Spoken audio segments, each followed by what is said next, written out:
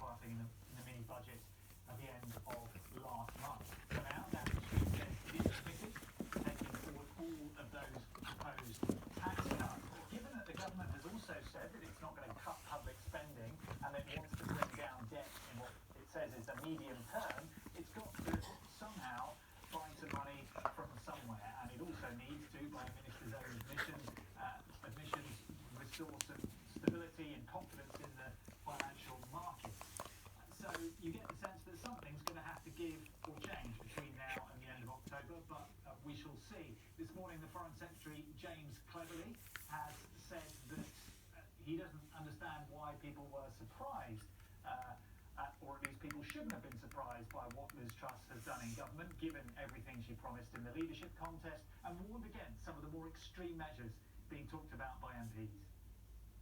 We've got to recognise that we do need to bring certainty in the markets. I think that changing the leadership would be a disastrously bad idea, not just politically but also economically. And we are absolutely going to stay focused on growing the economy. Jonathan, I mean, it seems like an extraordinary question to ask into her premiership, but how realistic is the prospect of a leadership challenge?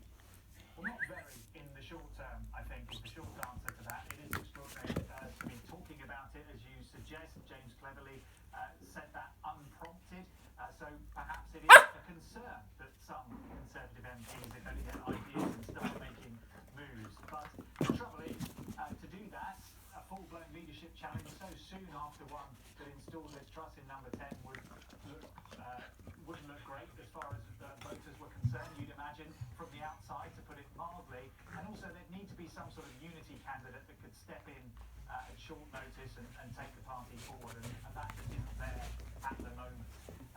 So for the time being, a lot of Conservative MPs, some are angry, some are disillusioned, even defeatist about their prospects at the next election, and are hoping, the more pragmatic ones, that they can convince the Prime Minister to perhaps give some ground or change her plans here and there in order to restore some credibility and they would hope, and she would hope, restore some of her authority. Thank you, Jonathan. The Conservative peer and Times columnist, Lord Daniel Finkelstein, says there were warnings about the Prime Minister's economic plans.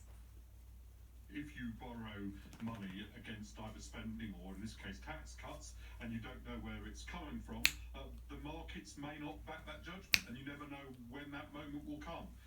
And that was part of the argument. There was also an argument about inflation that Rishi Sunak made in the leadership campaign. He was clearly correct. It seems to be obvious that he was correct, but people didn't vote for it for various different reasons, and the consequences have followed. So I don't have, people say, you shouldn't say, I told you so. I don't have a problem with doing that. People were told, and they chose to ignore that, and the lesson of ignoring it needs to be ingested. Our business reporter Peter Ruddick